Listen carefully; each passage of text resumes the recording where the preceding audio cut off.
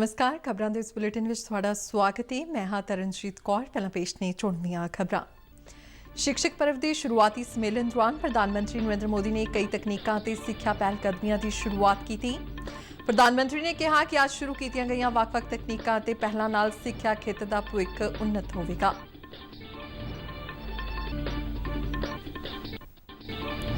प्रधानमंत्री नरेंद्र मोदी ने श्री गुरु ग्रंथ साहिब जी के प्रकाश पुरब मौके देशवासियों को बधाइयां दित्तियां। प्रकाश पुरब मौके श्रोमणी गुरुद्वारा प्रबंधक कमेटी वालों गुरुद्वारा श्री रामसर साहिब तो सचखंड श्री हरमंदिर साहिब तक अलौकिक नगर कीर्तन सजाया गया। बठिंडा के राष्ट्रीय राशन कार्ड स्कीम के लाभार्थियों अनुसार यह स्कीम उन्हां लई वरदान साबित हुई। ते हुण खबरां विस्तार नाल। शिक्षक पर्व के शुरुआती सम्मेलन दौरान प्रधानमंत्री नरेंद्र मोदी ने कई तकनीकों ते सिक्ख्या पहलकदमियां की शुरुआत की थी।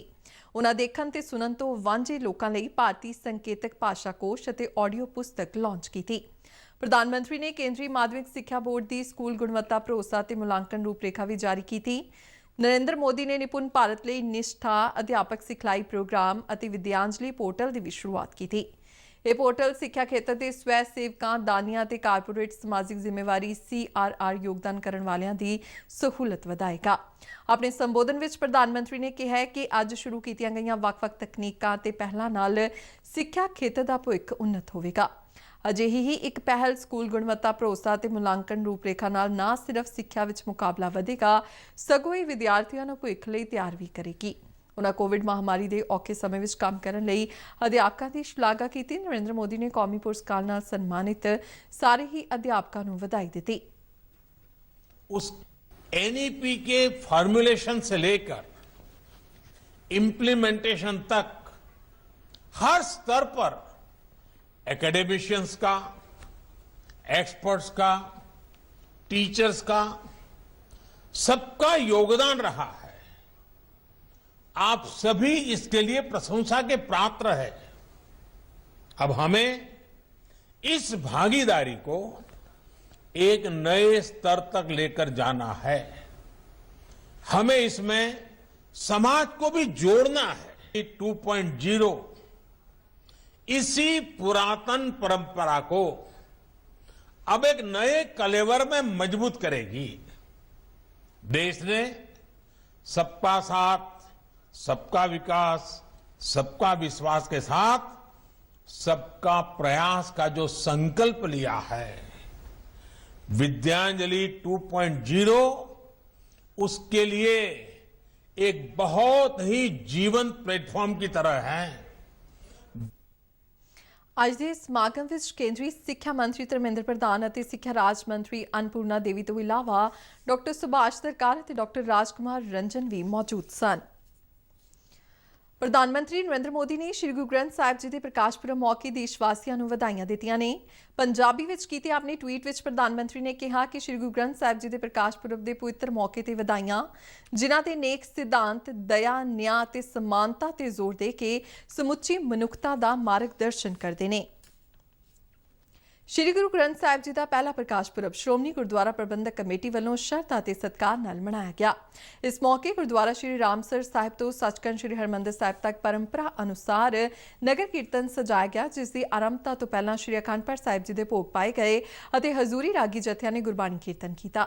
अरदास मगरों पावन हुक्मनामा सचखंड श्री हरमंदिर साहिब के मुख ग्रंथी ज्ञानी जगतार सिंह ने सरवण करवाया। इस मौके विचार साझे करदियां ज्ञानी जगतार सिंह ने पहले प्रकाश गुरपुरब की सिख जगत को बधाई दी ਅਤੇ इस दिहाड़े के इतिहास तो जाणू करवाया। उन्होंने कहा कि 5वें पातशाह वालों 1604 में आप श्री गुरु ग्रंथ साहिब जी का पहला प्रकाश सचखंड श्री हरमंदिर साहिब विखे कीता सी। यह पावन दिहाड़ा सिख जगत वालों शरधा ते सत्कार नाल मनाया जाता है। उन्होंने संगतां नूं पहले प्रकाश पुरब की बधाई दिंदियां बाणी अते बाणी नाल जुड़न की प्रेरणा की। इस दौरान नगर कीर्तन मौके श्री गुरु ग्रंथ साहिब जी की ताबियां बैठ चौर साहिब की सेवा भी ज्ञानी जगतार सिंह वालों की गई। ਨਗਰ ਕੀਰਤਨ ਦੀ ਅਗਵਾਈ ਪੰਜ ਪਿਆਰੇ ਕਰ ਰਹੇ ਸਨ ਅਤੇ ਨਗਰ ਕੀਰਤਨ ਸਮੇਂ ਸਿੱਖ ਨੌਜਵਾਨਾਂ ਨੇ ਗੱਤਕਾ ਪ੍ਰਦਰਸ਼ਨ ਵੀ ਕੀਤਾ। ਨਗਰ ਕੀਰਤਨ ਸ਼੍ਰੀ ਹਰਿਮੰਦਰ ਸਾਹਿਬ ਵਿਖੇ ਪੁੱਜ ਕੇ ਸੰਪੰਨ ਹੋਇਆ। ਨਗਰ ਕੀਰਤਨ ਵਿੱਚ ਸ਼੍ਰੋਮਣੀ ਕਮੇਟੀ ਦੀ ਪ੍ਰਧਾਨ ਬੀਬੀ ਜਗੀਰ ਕੌਰ, ਸੀਨੀਅਰ ਮੀਤ ਪ੍ਰਧਾਨ ਸੁਰਜੀਤ ਸਿੰਘ ਸਮੇਤ ਸ਼੍ਰੋਮਣੀ ਕਮੇਟੀ ਦੇ ਹੋਰ ਮੈਂਬਰਾਂ ਅਤੇ ਵੱਡੀ ਗਿਣਤੀ ਵਿੱਚ ਸੰਗਤਾਂ ਨੇ ਸ਼ਮੂਲੀਅਤ ਕੀਤੀ। ਪ੍ਰਕਾਸ਼ ਪੁਰਬ ਦੇ ਸੰਬੰਧ ਵਿੱਚ ਸ਼੍ਰੀ ਹਰਿਮੰਦਰ ਸਾਹਿਬ, ਸ਼੍ਰੀ ਅਕਾਲ ਤਖ਼ਤ ਸਾਹਿਬ ਅਤੇ ਗੁਰਦੁਆਰਾ ਬਾਬਾ ਅਟਲ ਰਾਏ ਵਿਖੇ ਪਵਿੱਤਰ ਜਲੌਸ ਸਜਾਏ ਗਏ। ਪਹਿਲੇ ਪ੍ਰਕਾਸ਼ ਦਿਹਾੜੇ ਮੌਕੇ ਅੱਜ ਸੱਚਖੰਡ ਸ਼੍ਰੀ ਹਰਿਮੰਦਰ ਸਾਹਿਬ, ਸ਼੍ਰੀ ਅਕਾਲ ਤਖ਼ਤ ਸਾਹਿਬ ਅਤੇ ਬਾਬਾ ਅਟਲ ਰਾਏ ਸਾਹਿਬ ਵਿਖੇ ਸਵੇਰੇ 9 ਵਜੇ ਤੋਂ ਦੁਪਹਿਰ 12 ਵਜੇ ਤੱਕ ਸਜਾਏ ਗਏ ਪਵਿੱਤਰ ਅਲੌਕਿਕ ਜਲੌਸ ਸੰਗਤ ਲਈ ਖਿੱਚ ਦਾ ਕੇਂਦਰ ਬਣੇ। ਇਸ ਤੋਂ ਇਲਾਵਾ ਸ਼੍ਰੀ ਦਰਬਾਰ ਸਾਹਿਬ ਸਮੂਹ ਵਿਖੇ ਕੀਤੀ ਗਈ ਫੁੱਲਾਂ ਦੀ ਅਤ ਸੁੰਦਰ ਸਜਾਵਟ ਵੀ ਮਨਮੋਹਕ ਦ੍ਰਿਸ਼ ਪੇਸ਼ ਕਰ ਰਹੀ ਸੀ। ਸ਼ਾਮ ਵੇਲੇ ਸ਼੍ਰੀ ਹਰਿਮੰਦਰ ਸਾਹਿਬ ਵਿਖੇ ਦੀਪਮਾਲਾ ਤੇ ਆਤਿਸ਼ਬਾਜ਼ੀ ਕੀਤੀ ਜਾ ਰਹੀ ਹੈ। ਸ਼੍ਰੋਮਣੀ ਗੁਰਦੁਆਰਾ ਪ੍ਰਬੰਧਕ ਕਮੇਟੀ ਨੇ ਪਾਕਿਸਤਾਨ ਸਰਕਾਰ ਵੱਲੋਂ ਕਰਤਾਰਪੁਰ ਲਾਂਘੇ ਦੇ ਪ੍ਰਬੰਧਕੀ ਬੋਰਡ ਦਾ CEO ਗੈਰ ਸਿੱਖ ਮੁਹੰਮਦ ਲਤੀਫ ਨੂੰ ਲਾਏ ਜਾਣ ਦਾ ਵਿਰੋਧ ਕੀਤਾ ਹੈ। ਸ਼੍ਰੋਮਣੀ ਕਮੇਟੀ ਦੀ ਪ੍ਰਧਾਨ ਬੀਬੀ ਜਗੀਰ ਕੌਰ ਨੇ ਪਾਕਿਸਤਾਨ ਸਰਕਾਰ ਨੂੰ ਇਸ ਫੈਸਲੇ ਨੂੰ ਬਦਲਣ ਦੀ ਅਪੀਲ ਕੀਤੀ। ਸਿੱਖੀ ਸਿਧਾਂਤਾਂ ਦੇ ਜਾਣਕਾਰ ਲੋਕਾਂ ਨੂੰ ਗੁਰਦੁਆਰੇ ਦੀ ਸੇਵਾ ਵਿੱਚ ਲਗਾਉਣ ਦੀ ਅਪੀਲ ਕੀਤੀ। ਉਨ੍ਹਾਂ ਕਿਹਾ ਕਿ ਸਿੱਖੀ ਸਿਧਾਂਤਾਂ ਤੋਂ ਜਾਣੂ ਲੋਕੀ ਗੁਰਦੁਆਰਾ ਸਾਹਿਬ ਵਿੱਚ ਆਉਣ ਵਾਲੀਆਂ ਸੰਗਤਾਂ ਨੂੰ ਸਹੀ ਮਰਿਆਦਾ ਨਾਲ ਦਰਸ਼ਨ ਦਿਦਾਰੇ ਕਰਵਾਉਣ ਅਤੇ ਉੱਥੋਂ ਦੀ ਮਰਿਆਦਾ ਤੇ ਇਤਿਹਾਸ ਤੋਂ ਜਾਣੂ ਕਰਵਾਉਣ, ਜਿਸ ਨਾਲ ਸਿੱਖਾਂ ਦੀਆਂ ਧਾਰਮਿਕ ਭਾਵਨਾਵਾਂ ਸੁਰੱਖਿਅਤ ਰਹਿਣ। ਕੋਵਿਡ ਟੀਕਾਕਰਨ ਵਿੱਚ ਮੀਲ ਦਾ ਪੱਥਰ ਸਥਾਪਿਤ ਕਰਦਿਆਂ ਬੀਤੇ ਦਿਨ ਭਾਰਤ ਨੇ 1 ਕਰੋੜ ਤੋਂ ਵੱਧ ਕੋਵਿਡ ਟੀਕੇ ਲਗਾਏ। ਕੇਂਦਰੀ ਸਿਹਤ ਮੰਤਰਾਲਾ ਨੇ ਕਿਹਾ ਹੈ ਕਿ ਬੀਤੇ 11 ਦਿਨਾਂ ਵਿੱਚ ਭਾਰਤ ਵਿੱਚ ਇਹ ਪ੍ਰਾਪਤੀ ਤੀਜੀ ਵਾਰ ਹਾਸਲ ਕੀਤੀ ਗਈ।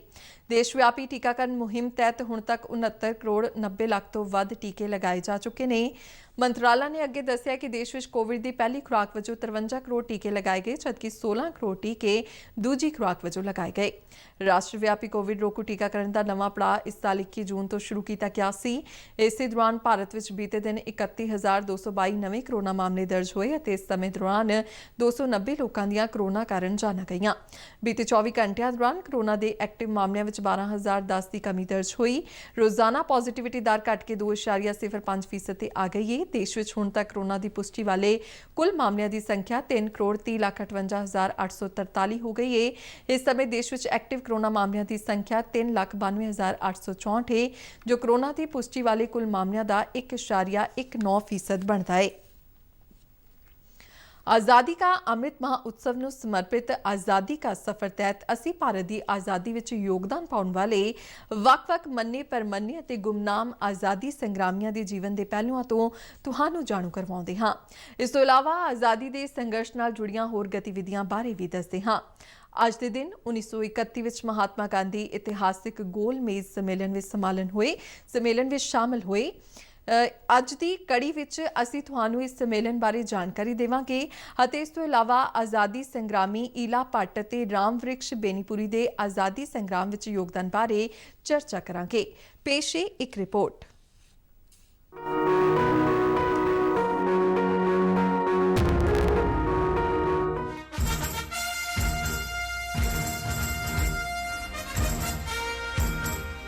ਮਹਾਤਮਾ ਗਾਂਧੀ ਲੰਡਨ ਵਿੱਚ 7 ਸਤੰਬਰ 1931 ਨੂੰ ਦੂਜੇ ਗੋਲਮੇਜ਼ ਸੰਮੇਲਨ ਵਿੱਚ ਸ਼ਾਮਲ ਹੋਏ ਸਨ। ਭਾਰਤ ਸਰਕਾਰ ਐਕਟ 1919 ਦੀ ਸਮੀਖਿਆ ਲਈ 1927 ਵਿੱਚ ਸਾਈਮਨ ਕਮਿਸ਼ਨ ਨਿਯੁਕਤ ਕੀਤਾ ਗਿਆ। ਇਸੇ ਸਾਈਮਨ ਕਮਿਸ਼ਨ ਦੀ ਰਿਪੋਰਟ ਭਾਰਤ ਦੇ ਉਸ ਸਮੇਂ ਦੇ ਸੰਵਿਧਾਨ ਤੇ ਬਰਤਾਨੀਆ ਵਿੱਚ ਚਰਚਾ ਦਾ ਆਧਾਰ ਬਣੀ। ਇਹ ਵਿਚਾਰ ਚਰਚਾ 3 ਸੰਮੇਲਨਾਂ ਵਿੱਚ ਕਈ ਬੈਠਕਾਂ ਦੌਰਾਨ ਹੋਈ। ਇਹਨਾਂ ਸੰਮੇਲਨਾਂ ਨੂੰ ਗੋਲਮੇਜ਼ ਸੰਮੇਲਨ ਦੇ ਨਾਂ ਨਾਲ ਜਾਣਿਆ ਜਾਂਦਾ ਹੈ। ਪਹਿਲਾ ਗੋਲਮੇਜ਼ ਸੰਮੇਲਨ ਨਵੰਬਰ 1930 ਵਿੱਚ ਸ਼ੁਰੂ ਹੋਇਆ, ਜਿਸ ਵਿੱਚ ਭਾਰਤੀ ਸੂਬਿਆਂ 'ਚ ਇੰਡੀਅਨ ਨੈਸ਼ਨਲ ਕਾਂਗਰਸ ਨੂੰ ਛੱਡ ਕੇ ਸਾਰੇ ਦਲਾਂ ਦੇ 73 ਨੁਮਾਇੰਦਿਆਂ ਨੇ ਭਾਗ ਲਿਆ। ਇੰਡੀਅਨ ਨੈਸ਼ਨਲ ਕਾਂਗਰਸ ਉਪਨਿਵੇਸ਼ਕ ਬਰਤਾਨਵੀ ਸਰਕਾਰ ਦੇ ਵਿਰੋਧ ਵਿੱਚ ਸਿਵਲ ਨਾਫਰਮਾਨੀ ਅੰਦੋਲਨ ਚਲਾ ਰਹੀ ਸੀ। ਦੂਜਾ ਗੋਲਮੇਜ਼ ਸੰਮੇਲਨ ਸਤੰਬਰ 1931 ਵਿੱਚ ਹੋਇਆ, ਜਿਸ ਵਿੱਚ ਕਾਂਗਰਸ ਦੇ ਨੁਮਾਇੰਦੇ ਦੇ ਰੂਪ ਵਿੱਚ ਗਾਂਧੀ ਜੀ ਸ਼ਾਮਲ ਹੋਏ। ਸੰਮੇਲਨ ਅਸਫਲ ਰਿਹਾ ਅਤੇ ਸੰਵਿਧਾਨ ਜਾਂ ਸੰਪਰਦਾਇਕ ਨੁਮਾਇੰਦਗੀ ਦੇ ਬਾਰੇ ਵਿੱਚ ਕੋਈ ਸਮਝੌਤਾ ਨਹੀਂ ਹੋ ਸਕਿਆ। ਤੀਜੇ ਤੇ ਆਖਰੀ ਗੋਲਮੇਜ਼ ਸੰਮੇਲਨ ਨਵੰਬਰ 1932 ਵਿੱਚ ਹੋਇਆ। ਵਿਚਾਰ ਚਰਚਾ ਦੇ ਹਿਸਾਬ ਨਾਲ ਇਹ ਛੋਟਾ ਸੰਮੇਲਨ ਸੀ ਅਤੇ ਜ਼ਿਆਦਾ ਮਹੱਤਵਪੂਰਨ ਵੀ ਨਹੀਂ ਸੀ। ਇਸ ਵਿੱਚ ਨਾ ਤਾਂ ਕਾਂਗਰਸ ਸ਼ਾਮਲ ਹੋਈ ਅਤੇ ਨਾ ਬਰਤਾਨਵੀ ਲੇਬਰ ਪਾਰਟੀ। ਗੋਲਮੇਜ਼ ਸੰਮੇਲਨਾਂ ਵਿੱਚ ਵਿਚਾਰ ਚਰਚਾ ਦੇ ਨਤੀਜੇ ਵਜੋਂ ਬਰਤਾਨਵੀ ਸਰਕਾਰ ਭਾਰਤ ਸਰਕਾਰ ਐਕਟ 1935 ਲਿਆਈ, ਜਿਸ ਨਾਲ ਭਾਰਤ ਵਿੱਚ ਸੂਬਿਆਂ ਦੀ ਖੁਦ ਮੁਖਤਿਆਰੀ ਸਥਾਪਿਤ ਹੋਈ।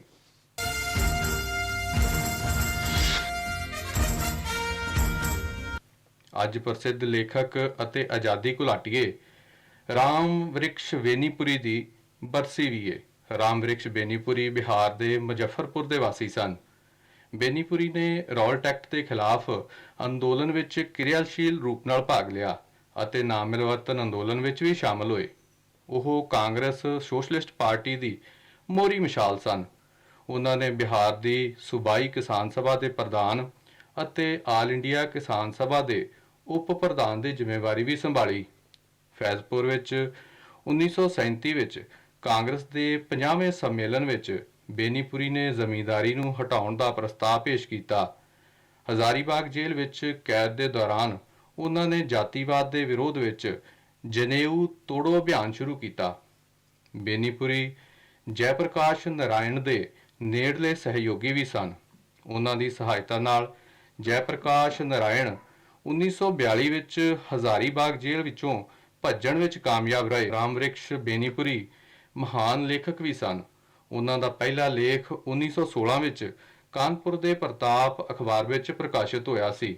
ਉਹ ਤਰੁਣ ਭਾਰਤ, ਕਿਸਾਨ ਮਿੱਤਰ, ਗੋਲਮਾਲ ਅਤੇ ਬਾਲਕ ਜਿਹੇ ਅਖਬਾਰਾਂ ਦੇ ਸੰਪਾਦਕ ਵੀ ਰਹੇ। ਪਰ 1929 ਵਿੱਚ ਯੁਵਕ ਦੇ ਪ੍ਰਕਾਸ਼ਨ ਨੇ ਉਹਨਾਂ ਨੂੰ ਬਥੇਰੇ ਪ੍ਰਸਿੱਧ ਬਣਾਇਆ। ਬੇਨੀਪੁਰੀ ਨੇ ਹਜ਼ਾਰੀਬਾਗ ਕੇਂਦਰੀ ਜੇਲ੍ਹ ਵਿੱਚ ਕੈਦ ਦੇ ਦੌਰਾਨ ਅੰਬਾ ਪਲਈ ਪੁਸਤਕ ਲਿਖੀ। ਭਾਰਤ ਦੀ ਆਜ਼ਾਦੀ ਦੇ ਲਈ ਲੜਨ ਵਾਲੇ ਮਹਾਨ ਲੇਖਕ ਅਤੇ ਮਹਾਨ ਸਮਾਜ ਸੁਧਾਰਕ ਰਾਮ ਵ੍ਰਿਕਸ਼ ਬੇਨੀਪੁਰੀ ਨੂੰ ਸਦਾ ਯਾਦ ਕੀਤਾ ਜਾਂਦਾ ਰਹੇਗਾ। ਅੱਜ ਈਲਾ ਭੱਟ ਦਾ ਜਨਮ ਦਿਨ ਵੀ ਹੈ। ਉਹਨਾਂ ਦਾ ਜਨਮ 1933 ਵਿੱਚ ਇਲਾਹਾਬਾਦ ਵਿੱਚ ਹੋਇਆ ਸੀ। ਉਹਨਾਂ ਨੇ ਮਹਿਲਾ ਸ਼ਕਤੀਕਰਨ ਅਤੇ ਜ਼ਮੀਨੀ ਪੱਧਰ ਤੇ ਵਿਕਾਸ ਦੇ ਲਈ ਮਹੱਤਵਪੂਰਨ ਕੰਮ ਕੀਤੇ।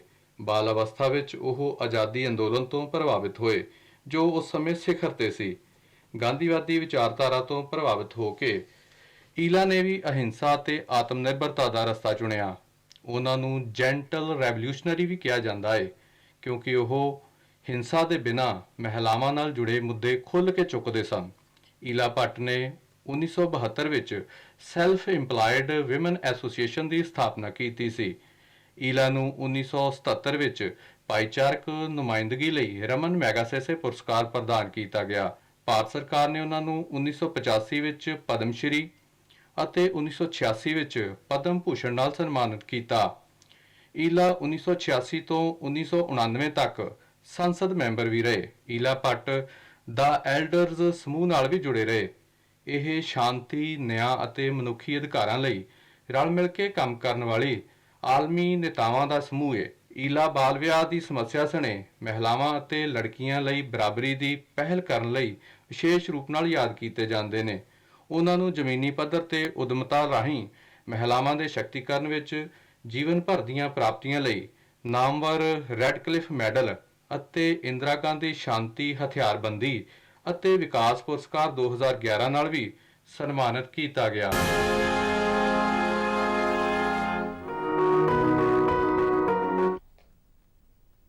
ਕੇਂਦਰ ਸਰਕਾਰ ਵੱਲੋਂ ਲਿਆਂਦੀ ਗਈ ਇੱਕ ਰਾਸ਼ਟਰ ਇੱਕ ਰਾਸ਼ਨ ਕਾਰਡ ਯੋਜਨਾ ਨਾਲ ਦੇਸ਼ ਭਰ ਵਿੱਚ ਲੋਕਾਂ ਨੂੰ ਲਾਭ ਮਿਲ ਰਿਹਾ ਹੈ। ਪੰਜਾਬ ਵਿੱਚ ਖਾਸ ਕਰਕੇ ਪ੍ਰਵਾਸੀ ਕਾਮਿਆਂ ਅਤੇ ਵੱਖ-ਵੱਖ ਸ਼ਹਿਰਾਂ ਵਿੱਚ ਜਾ ਕੇ ਦਿਹਾੜੀ ਕਰਨ ਵਾਲੇ ਮਜ਼ਦੂਰਾਂ ਦਾ ਜੀਵਨ ਇਸ ਸਹੂਲਤ ਨਾਲ ਕਾਫੀ ਸੁਖਾਲਾ ਹੋ ਗਿਆ ਹੈ। ਇੱਕ ਰਾਸ਼ਟਰ ਇੱਕ ਰਾਸ਼ਨ ਕਾਰਡ ਸਕੀਮ ਰਾਹੀਂ ਲਾਭਪਾਤਰੀ ਆਪਣੇ ਸਮਾਰਟ ਕਾਰਡ ਨਾਲ ਦੇਸ਼ ਦੇ ਕਿਸੇ ਵੀ ਹਿੱਸੇ ਵਿੱਚ ਆਪਣੇ ਹਿੱਸੇ ਦਾ ਰਾਸ਼ਨ ਪ੍ਰਾਪਤ ਕਰ ਸਕਦਾ ਹੈ। ਬਠਿੰਡਾ ਦੇ ਲਾਭਪਾਤਰੀ ਸੁਰਜੀਤ ਕੌਰ ਨੇ ਪ੍ਰਸਾਰ ਭਾਰਤੀ ਨਾਲ ਗੱਲਬਾਤ ਕਰਦਿਆਂ ਕਿਹਾ ਕਿ ਉਹ ਕਿਰਾਏ ਦੇ ਮਕਾਨ ਵਿੱਚ ਰਹਿੰਦੀ ਹੈ ਅਤੇ ਉਸ ਤੋਂ ਵਾਰ-ਵਾਰ ਮਕਾਨ ਬਦਲਣੇ ਪੈਂਦੇ ਨੇ। ਉਸ ਦਾ ਕਹਿਣਾ ਸੀ ਕਿ ਇਸ ਯੋਜਨਾ ਨਾਲ ਉਹ ਆਸਾਨੀ ਨਾਲ ਨੇੜਲੇ ਰਾਸ਼ਨ ਡਿਪੂ ਤੋਂ ਰਾਸ਼ਨ ਲੈ ਲੈਂਦੇ ਨੇ। ਇੱਕ ਹੋਰ ਲਾਭਪਾਤਰੀ ਸ਼ਾਮ ਸਿੰਘ ਨੇ ਦੱਸਿਆ ਕਿ ਉਹ ਦਿਹਾੜੀਦਾਰ ਮਜ਼ਦੂਰ ਹੈ ਅਤੇ ਉਸ ਨੂੰ ਵੱਖ-ਵੱਖ ਸ਼ਹਿਰਾਂ ਵਿੱਚ ਜਾ ਕੇ ਰਹਿਣਾ ਪੈਂਦਾ ਹੈ। ਉਸ ਦਾ ਕਹਿਣਾ ਹੈ ਕਿ ਇੱਕ ਰਾਸ਼ਟਰ ਇੱਕ ਰਾਸ਼ਨ ਕਾਰਡ ਸਕੀਮ ਆਉਣ ਨਾਲੋਂ ਜਿੱਥੇ ਵੀ ਰਹਿੰਦਾ ਹੈ ਉਸ ਨੂੰ ਉੱਥੋਂ ਦੇ ਡਿਪੂ ਤੋਂ ਰਾਸ਼ਨ ਮਿਲ ਜਾਂਦਾ ਹੈ। ਇਸੇ ਤਰ੍ਹਾਂ ਉੱਤਰ ਪ੍ਰਦੇਸ਼ ਤੋਂ ਆ ਕੇ ਬਠਿੰਡਾ ਵਿੱਚ ਫਾਸਟ ਫੂਡ ਦੀ ਰੇਹੜੀ ਲਗਾਉਣ ਵਾਲੇ ਸੰਤੋਸ਼ ਕੁਮਾਰ ਨੇ ਕਿਹਾ ਕਿ ਉਹਨਾਂ ਨੂੰ ਲਾਕਡਾਊਨ ਸਮੇਂ ਇਸ ਯੋਜਨਾ ਦਾ ਬਹੁਤ ਲਾਭ ਹੋਇਆ ਤੇ ਉਹ ਇਸ ਲਈ ਪ੍ਰਧਾਨ ਮੰਤਰੀ ਨਰਿੰਦਰ ਮੋਦੀ ਦਾ ਧੰਨਵਾਦ ਕਰਦੇ ਨੇ। ਬਠਿੰਡਾ ਵਿੱਚ ਰਹਿਣ ਵਾਲੇ ਕਾਨਪੁਰ ਦੇ ਪਿਛੋਕੜ ਵਾਲੇ ਰਾਮਪਾਲ ਨੇ ਦੱਸਿਆ ਕਿ ਉਹ ਬਠਿੰਡਾ ਵਿੱਚ ਸਬਜ਼ੀ ਦੀ ਰੇਹੜੀ ਲਗਾਉਂਦਾ ਹੈ ਤੇ ਇੱਕ ਰਾਸ਼ਟਰ ਇੱਕ ਰਾਸ਼ਨ ਕਾਰਡ ਯੋਜਨਾ ਉਹਨਾਂ ਲਈ ਵਰਦਾਨ ਸਾਬਤ ਹੋ ਰਹੀ ਹੈ। ਇੱਕ ਦੇਸ਼ ਇੱਕ ਰਾਸ਼ਨ ਕਾਰਡ, ਇਹਦੇ ਵਿੱਚ ਸਾਨੂੰ ਬਹੁਤ ਸਹੂਲਤ ਹੈ। ਜਿੱਥੇ ਅਸੀਂ ਬਹਿ ਸਕਦੇ ਹਾਂ ਉੱਥੋਂ ਅਸੀਂ ਰਾਸ਼ਨ ਲੈ ਸਕਦੇ ਹਾਂ। ਜਿੱਥੇ ਸਾਨੂੰ ਡੀਪੂ ਨੇੜੇ ਪੈਂਦਾ ਸਾਨੂੰ ਉੱਥੋਂ ਰਾਸ਼ਨ ਲੈਣਾ ਪੈਂਦਾ। ਸਾਨੂੰ ਕਾਸੇ ਕਿਰਾਏ ਤੇ ਕਿਤੇ ਵਗ ਜਾਂਦੇ ਕਿਤੇ ਵਗ ਜਾਂਦੇ ਆ। ਤੇ ਇਹ ਸਾਨੂੰ ਜਿਹੜੀ ਸਰਕਾਰ ਨੇ ਸਹੂਲਤ ਦਿੱਤੀ ਆ ਬਹੁਤ ਵਧੀਆ ਦਿੱਤੀ ਆ ਸਾਨੂੰ। ਪੰਜਾਬ ਵਿੱਚ ਪਨਬਸ ਅਤੇ ਪੈਪਸੂ ਰੋਡ ਟਰਾਂਸਪੋਰਟ ਕਾਰਪੋਰੇਸ਼ਨ ਦੇ ਕਾਮਿਆਂ ਵੱਲੋਂ ਅੱਜ ਦੂਜੇ ਦਿਨ ਵੀ ਹੜਤਾਲ ਜਾਰੀ ਰਹੀ, ਜਿਸ ਕਾਰਨ ਬੱਸਾਂ ਬੰਦ ਰਹੀਆਂ। ਆਪਣੀਆਂ ਮੰਗਾਂ ਮਨਵਾਉਣ ਤੇ ਅੜੇ ਹੜਤਾਲੀ ਕਰਮਚਾਰੀਆਂ ਨੂੰ ਪੰਜਾਬ ਸਰਕਾਰ ਨੇ ਭਲਕੇ 8 ਸਤੰਬਰ ਨੂੰ ਗੱਲਬਾਤ ਲਈ ਸੱਦਿਆ ਹੈ।